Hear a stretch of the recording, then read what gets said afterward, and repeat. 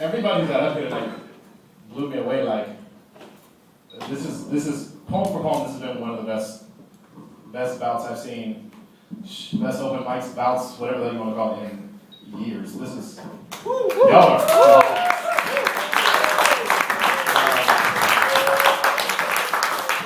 And I was blown away on Thursday, but y'all blew Thursday away again.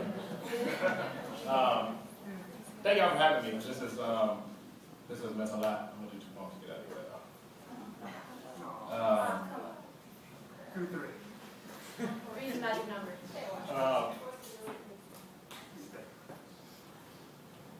So, about 3 days a week, I spend my mornings helping teach basic motor skills to young kids with autism at 8:30 in the morning, and don't get me wrong, it's a blessing.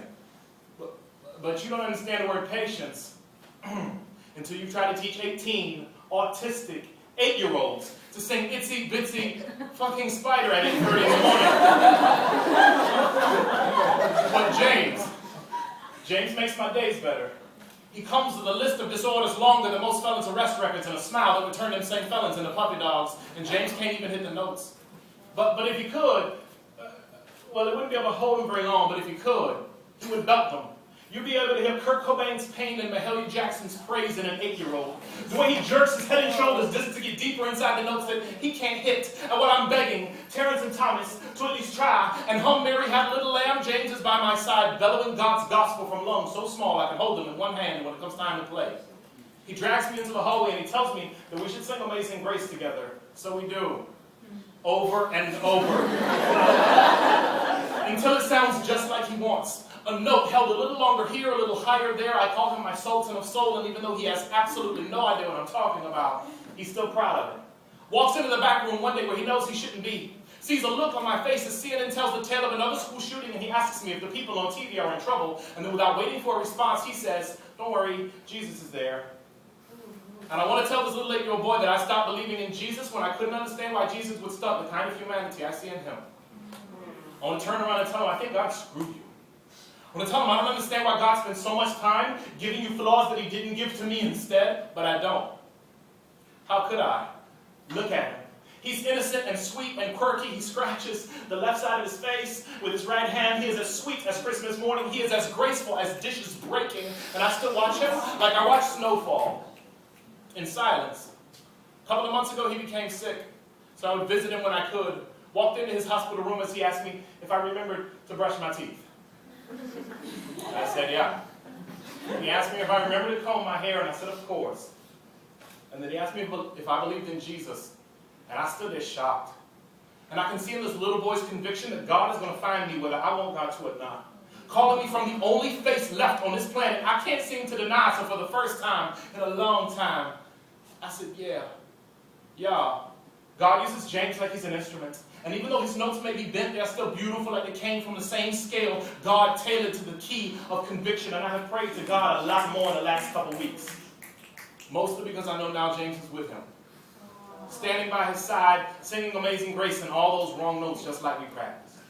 Amazing grace, how sweet the sound, saved a wretch like me. I once was lost, but now I'm found. I was blind, but now I see.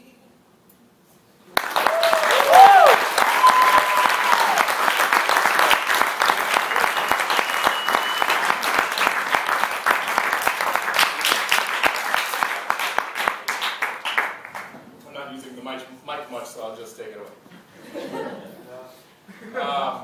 I really want to say something else about how honored I am to be here, y'all. I don't know how else to put it, but Thursday was amazing. Like legitimately one of the best, one of the most beautiful things I've ever seen. I've never seen that many old people, young people, people of different ethnic and racial backgrounds together in the same room, listening to poetry, respecting it. It was just beautiful. Y'all have something here that I've never seen, and I've been all over the fucking place now. Y'all have something here that I have never seen anywhere, and you have to, and I don't think I stressed this enough on Thursday, y'all have to keep encouraging each other. Because I have seen scenes like this that were not quite this strong, but I've seen scenes like this that were almost this strong. that fell apart because people simply did not encourage each other. And I cannot stress to you enough, if you like a poem, if you like a line, if you like anything, you have to walk up to a poet. If they're 6 or 60, and you have to tell them, I felt that, because that is more payment than any product buying and any gig and any feature.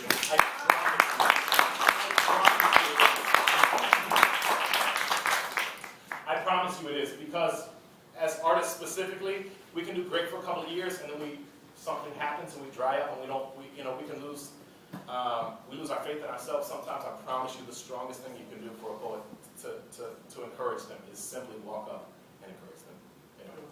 Just one more. So the earliest memory I have of my grandfather, I can curse in here, which is good. So the earliest memory I have of my grandfather is from an Easter Sunday church service when I was 3, which is funny because it was probably the only church service my grandfather showed up to, like in his life. And I can't remember who convinced him to come, but I remember that the service was outside. And during the silence of a pastor's prayer, I remember this woman walked by.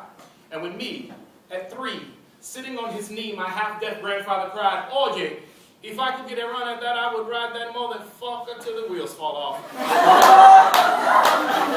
And at that moment, nobody's head was still out to pray.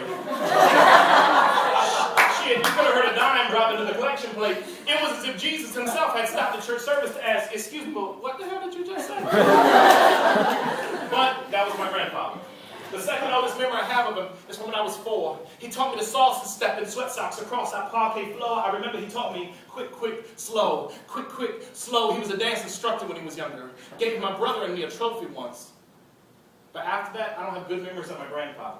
He was an abusive alcoholic, which led to diabetes. And when the blood could no longer flow to his toes, they cut his legs off at the knees. It's a sad thing to see.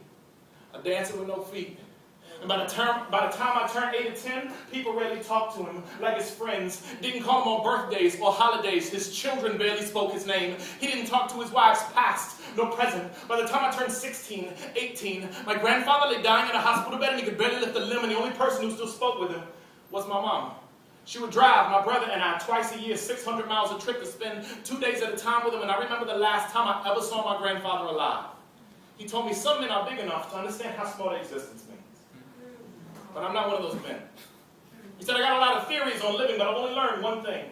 And let me be the first to say that nobody has messed up their life more than me, but it doesn't matter how broken or bad or abused we've all become, because we're all worthy of something beautiful, something perfect, something pure. And it doesn't matter how far we've fallen or whether or not we are brokenhearted. We all deserve to chase our own happiness until God calls us home, whether or not he caught us cursing during some Easter Sunday service. See, the things we regret in life are the chances we're not willing to take. So when it comes to your own happiness, you let there be no room for second place. And you run after what you want until the day that they take your legs. And then you use every impulse of your energy until you no longer have the strength to lift your head. And then every morning when you wake up, you breathe. And you try not to forget what life tastes like. You try to remember the dance and know that you can still get out in steps right. And if you find one moment of happiness in this short thing we call life, then you grab that moment. You hold that moment tight, and you ride that motherfucker until the wheels fall off.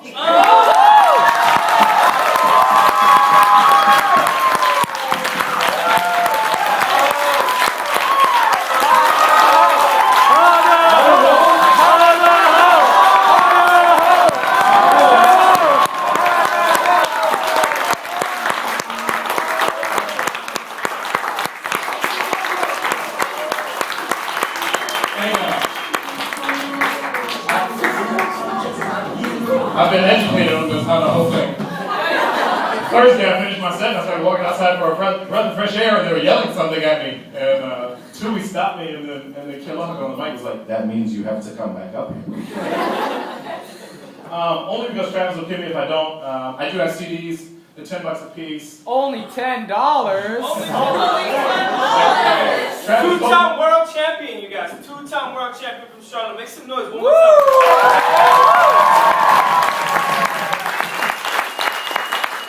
Travis told me to push my merch on Thursday, and I mentioned it. I thought that's what pushing it was. And then he was like, "You didn't push your merch." I'm sorry. Whatever.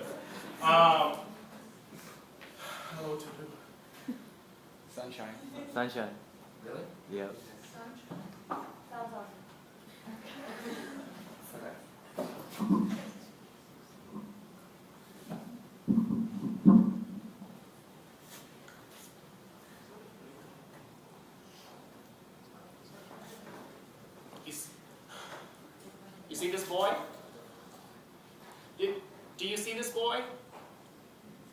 He's beautiful, ain't he?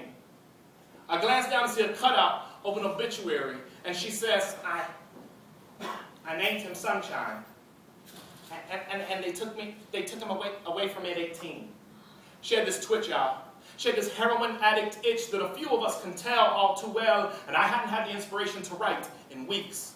My friend Blues and we had come to D.C. for the evening, and I simply couldn't sleep. So with my last $10 in my back pocket, I figured I'd go buy someone else's dreams. Figured I'd walk around downtown till I found someone who I could pay to tell me their story, and I had settled on the side of the cement concrete wall when I heard her beautifully broken voice sung at the top of her lungs as she come walking around the corner, this crazed woman singing, "You are my sunshine, my only sunshine, and you make me happy, baby, when skies are gray, but you'll never know, dear, how much I love you, till they came to my sunshine. Hey, wait." She told me the story. All 64,000 sins in it. She said she used to sing in a band, blues, R&B, jazz. She said she fell in love with the male lead singer, new boyfriend, band leader, dope dealer. She said he was like an unregistered acupuncturist because he taught her to stick herself with needles. That way they had something they could do together. She said they nicknamed heroin Sunshine. Confessed when she found out she was pregnant the first time, she quit that shit cold turkey, only to give birth to an addicted baby. Y'all, she said there was nothing in this world more scary than watching an infant shake through withdrawal, and as the radio in the waiting room played, she first heard a Stevie Wonder song that said, "You were the sunshine in my life, so I'll always be around. You were the apple in my eye, forever you'll stay here in my heart." Hardly a picture-perfect relationship, you know? She'd been using this sunshine shit inside her veins so long that she can barely recognize the sunrise. And this new child addition to her lifeline has caused her to rethink and to realize that her love for her infant has replaced her love for that junk. "So I named my child Sunshine," she tells me. Have you ever noticed that sometimes black people catch a hard time for giving their kids funny names? The funny thing is that I wasn't trying to be different. I was just trying to survive. And even though my son may have been addicted as an infant, he never had problems walking or talking or learning. My son was God giving me a second chance. I didn't touch junk after that because he was my greatest reason to stay clean. But then she told me that not long after her son had turned 18, he was walking home when a drunk driver in a new Mercedes jumped his car off the curb and wrapped it around her son, who died in an instant, while the driver was flung off and landed somewhere safely in a distance. And then she started to laugh, y'all. This evil laugh like I've only ever heard in the addicted, the afflicted, looked up to me with her two big, beautiful, motherly instinct eyes, half whispered, half whimpered. "I guess that's the way the Mercedes bends, huh?" I don't think God ever wanted me to have a child. I think he wanted me to be addicted. So I took out the rest of my retirement fund and I'm going to live my life like this. Heroin, smack, sweet dreams, sunshine. Y'all, I told her she was like an angel who fell from heaven and just happened to have landed in a bed full of needles. She looked back and said, "Child, the closest I'll ever get to heaven is if someone runs out of sunshine and I have to settle for angel dust." I think fate wants me to be here. Y'all, I wanted to love her till the blood started to flow back through those visibly collapsed veins. I wanted to hug all the demons from her. And selfishly, I just wanted to be a sunshine. Thank y'all very much, folks.